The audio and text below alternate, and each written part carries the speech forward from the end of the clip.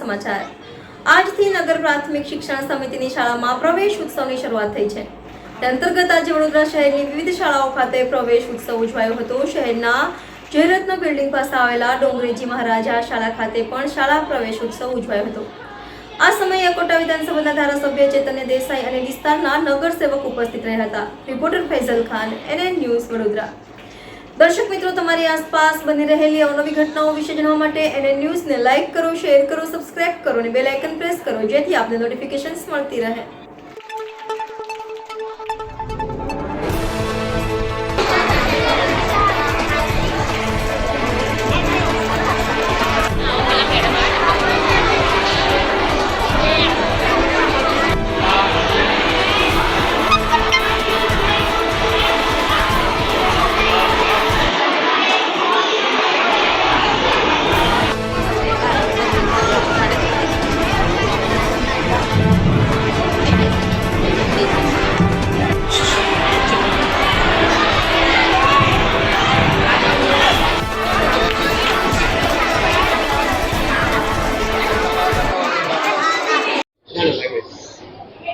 આજના 21માં સ્કૂલના પ્રવેશોત્સવમાં ડોંગરેજી મહારાજ સ્કૂલમાં આવ્યા છે।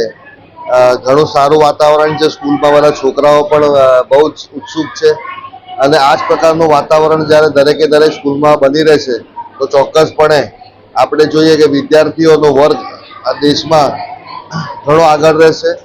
હાલમાં તો આપણે ઘણા વખતથી જોઈએ છે કે જે ગરીબ પરિવારો છે એમના છોકરાઓને લોકો ઉઠાવી લે છે સ્કૂલમાંથી, એમનું ભારણ આવે સ્કૂલનું, એટલા માટે ફીસનું ભારણ આવે, ચોપડાઓનું ભારણ આવે, બીજા કોઈ એમના વેલ્યુએબલ જે લેવાના હોય સ્કૂલ માટે એના માટે ભારણ આવે।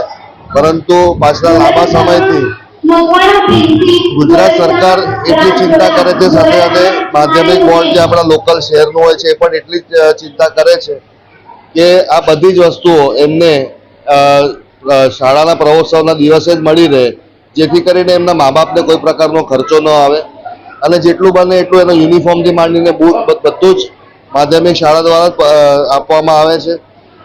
બીજું કે જે છોકરાઓ 9મા, 10મા, 11મા, 12મા કે 9મા પછી ઉપાડી લેવામાં આવતા હતા કે એ લોકોને ભણાવતા નહોતા મા બાપ, એ માટે માધ્યમિક શાળા વડોદરાએ પણ એક નવું શરૂ કર્યું છે પાછલા 2 વર્ષથી કે એ લોકોએ નવો વર્ગ શરૂ કર્યો। 8મા ધોરણ સુધી શાળા હતી જ, પરંતુ 9મું, 10મું એ રીતે એક વર્ષે વધારવાનું શરૂ કર્યું, જેથી કરીને આ શાળાઓમાં જે લોકો છોકરાઓ ઉપાડી લેતા હતા કે ભણવા નહોતા દેતા એ લોકો પણ અહીંયા આગળ લાંબા, એટલે તમે 12મા સુધી ભણી શકે।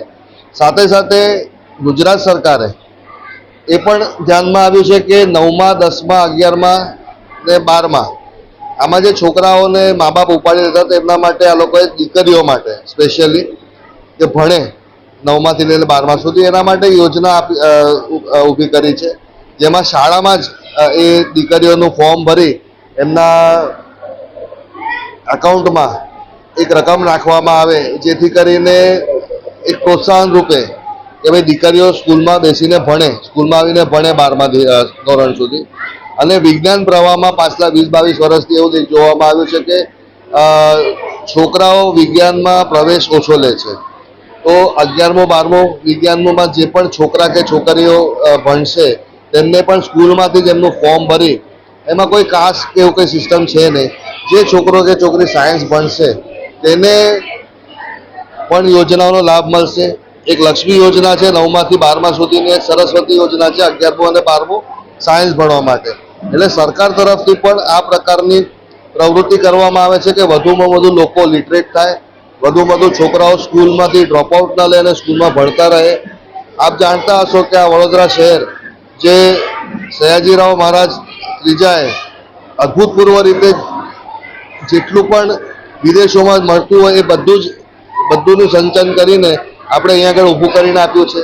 એક MS યુનિવર્સિટી જે કોઈ દુનિયાનો કોઈ ટોપિક એવો બાકી નહીં, એવો સબ્જેક્ટ બાકી નહીં હોય જે અહીંયા ભણાવવા નહીં આવતો હોય, અને એમના સમયમાં એ લોકોએ દીકરીઓનું ભણતર પર બહુ જોર આપેલો। એ જ રીતે હાલમાં પણ ગુજરાત સરકાર અને માધ્યમિક શાળાઓ દ્વારા આ દીકરીઓનું ભણતરને મહત્વ આપ્યું છે, એ બહુ સારી વાત છે। અને આવતા સમયમાં આ દીકરીઓ અને આપણા દીકરાઓ જે પ્રકારે ભણીને આગળ નીકળશે આજે નાના નાના ભૂલકાઓમાં અમે જોઈએ છીએ અને પૂછીએ છીએ તો શું બનશો તો કે ડૉક્ટર બનીશું, કોઈને સાયન્ટિસ્ટ બનવું છે. તો આ જે એમની આઈડિયા છે, એમના જે વિચાર છે એ સાકાર કરી શકવામાં આજે ભારતીય જનતા પાર્ટીની સરકાર પાછલા 27 વર્ષથી ગુજરાતમાં છે એ આવતા સમયમાં પણ આ શિક્ષણ માટે વધુમાં વધુ સારું કાર્ય કરી શકશે એ ચોક્કસપણે આપને હું કહી શકું છું. આભાર.